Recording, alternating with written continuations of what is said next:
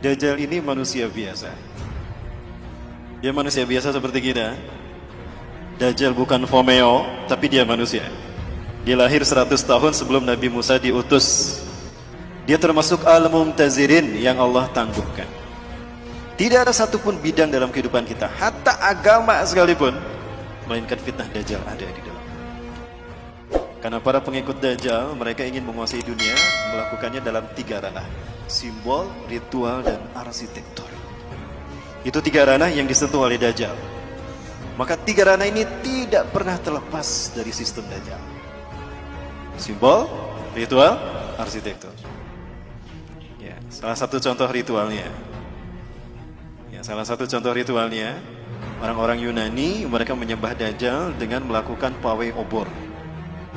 Pawai obor keliling negeri. Menyembah dewa matahari mereka. Ya, dewa matahari mereka bernama Helios. Ya. Penyembahan kepada dewa matahari mereka yang bernama Helios ini dilakukan dengan pawai obor keliling negeri. Begitu sampai di Bukit Olympus, obor tadi serah terima kepada kaisar. Kaisar terima itu. Ketika kaisar pun lari di lapangan di Bukit Olympus tadi menuju sebuah obor besar. Dinyalakanlah obor raksasa tadi.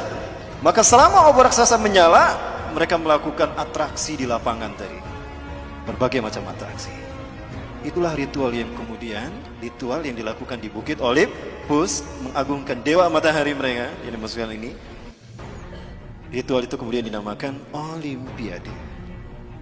Sampai sekarang hilang tidak ritualnya? Inilah ritual pengagungan iblis dan Dajjal. Itu tingkat dunia. Tingkat benua ada tidak? Ada. Apa namanya? Asian Games. Tingkat nasional? Nah, itu ritualnya. Kita tidak sadar. Dalam bidang arsitektur, banyak dalam berbagai bidang, dalam berbagai bangunan, apalagi bangunan ibadah. Tidak terkecuali masjid. Ada simbol Dajjalnya. Kami di Jawa Barat sedang menghadapi. Kenapa demikian? Karena banyak masjid yang bersimbolkan Dajjal.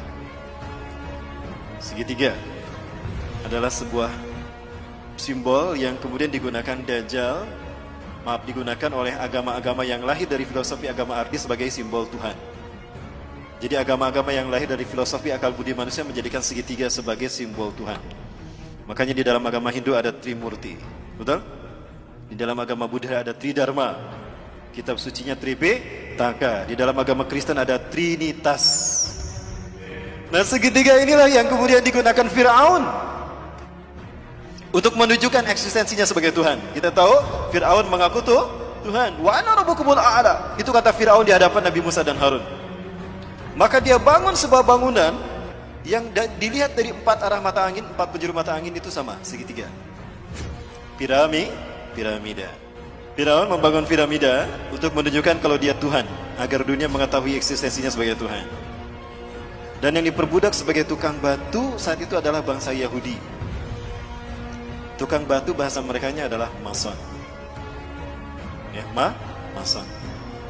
Allah mendengar doa kaum Bani Israel yang diperbudak oleh Firaun selama berabad-abad. Maka kemudian yang diperbudak sebagai tukang batunya adalah bangsa Yahudi Bani Israel. Mason itu artinya tukang batu. Allah mendengar doa mereka. Allah tenggelamkan Fir'aun di Laut Merah. Maka kemudian mereka merdeka. Mereka tidak lagi dijajah oleh Fir'aun. Tapi mereka tidak melupakan posisi mereka sebagai tukang batu yang diperbudak berabad-abad. Mereka tetap akan menyandang diri sebagai tukang batu.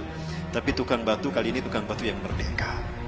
Kalau dulu didedikasikan secara paksa kepada Fir'aun, maka sekarang didedikasikan untuk Tuhan yang mereka tunggu-tunggu. Jadilah mereka tukang batu yang merdeka. Merdeka bahasa Inggrisnya apa? Free. Maka lahirlah Freemason. Dari situ sejarahnya. Tadi sudah kita bahas bahwa segitiga adalah simbol Tuhan dalam filosofi agama Ardi. Maka Tuhan digambarkan dengan segitiga. Siapa nama asli iblis? Azazil. Nama asli iblis itu adalah Azazil. Bagus namanya, itu dari Allah. Azza yang dimuliakan, yang dimuliakan. Il Allah. Azazil yang dimuliakan Allah. Dia marah sama Allah karena tidak terpilih sebagai khalifah di muka bumi. Dia marah sama Allah. Maka dia nggak mau sujud ketika Allah perintahkan dia sujud kepada Adam. Dia masih Allah izinkan tinggal di langit, Bapak Ibu. Dan dia gunakan segitiganya ke bawah. Ini buat iblis. Dia ingin menjadi Tuhan bagi manusia dan dia mengarah ke bawah, ingin menguasai dunia. Dan dialah sesungguhnya yang menguasai bumi. Dari langit dia awasi bumi. Di bumi ada Dajjal yang sama-sama ingin juga mengaku Tuhan, sama juga mengaku Tuhan sebagaimana iblis. Dan sama-sama dilahirkan di negara yang Allah binasakan lewat malaikat Jibril. Sama-sama diurus malaikat Jibril dan sama-sama ditangguhkan ajalnya sampai hari kiamat. Menjelang hari kiamat. Dajjal nama aslinya siapa? Kalau ini nama aslinya Azazil.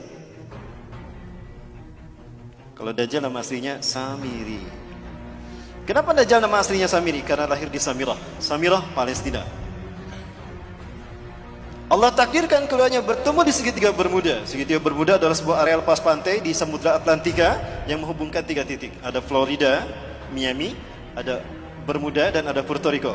Kapal laut, kapal selam yang lewat sana hilang tanpa jejak. Sebetulnya tidak hilang, ada di sana, cuma ditutup dengan kristal cahaya. Allah takdirkan mereka bertemu di segitiga Bermuda dan mereka menjadi dui tunggal, Tuhan yang satu tampak, yang satu dia tampak, mengaku Tuhan. Bagaimana simbol pertemuan mereka? Maka jadilah simbol pertemuan mereka seperti ini. Betul? Nah, ini filosofi dari mana asal simbol seperti ini. Ini adalah simbol pertemuan iblis dan Dajjal. Inilah pertemuan yang sangat dinikmati oleh Azazil atau iblis. Dia menyeru si Samiri Dajjal.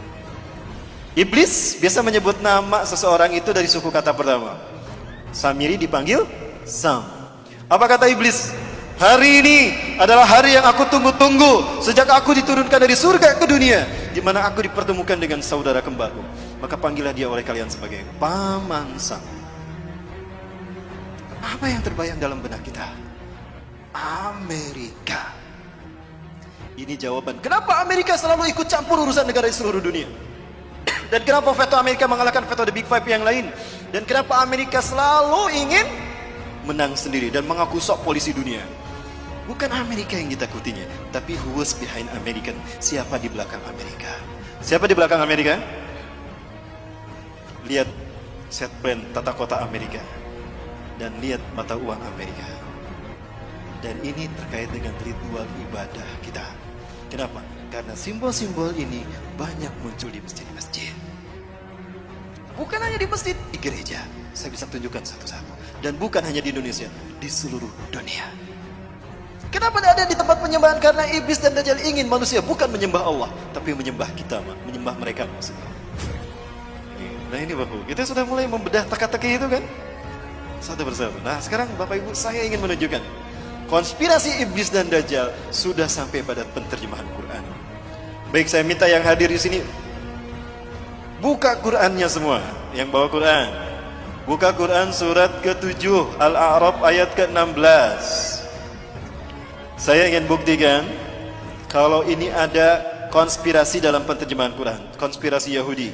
Dan saya harap Bapak Ibu bisa melakukan kritisi kepada Departemen Agama. Silakan yang di HP pun juga akan saya tunjukkan Bapak Ibu. Di HP pun ternyata ada yang benar, ada yang salah terjemahnya. Sakit dibasahkan Mas. Iblis menjawab, karena engkau telah menyesatkan aku, pasti aku akan selalu menghalangi mereka dari jalanmu yang lurus. Bedakan menyesatkan aku dengan menghukum aku tersesat. Kalau kata-kata iblis karena engkau telah menyesatkan aku, berarti iblis sesat karena ada yang menyesatkan, betul? Siapa yang menyesatkannya? Seolah-olah Allah yang menyesatkan kan? Karena engkau telah menyesatkan aku. Iblis berkata begitu. Berarti yang bersalah siapa? Allah yang telah menyesatkan iblis loh. Kok jadi Allah yang disalahkan? Betul Bapak Ibu? Nah, sepakat gak kalau kita minta kepada Departemen Agama dirubah tuh terjemahnya? Sepakat. Itu terjemahan yang diinginkan Yahudi Bapak Ibu. Iblis korban ketidakadilan Tuhan. Harusnya dia yang menjadi khalifah di muka bumi, bukan Adam. Maka Zionis Yahudi nggak mau menyebutnya iblis. Iblis itu artinya pembangkang. Ablasu iblis, iblisan, pembangkang. Maka dia diberi nama dengan nama yang terhormat. Zionis Yahudi memberikan nama yang terhormat bagi Azazil, bukan iblis. Ada yang tahu? Lucifer. Pernah dengar Lucifer? Maka para pengikut iblis disebut Luciferian.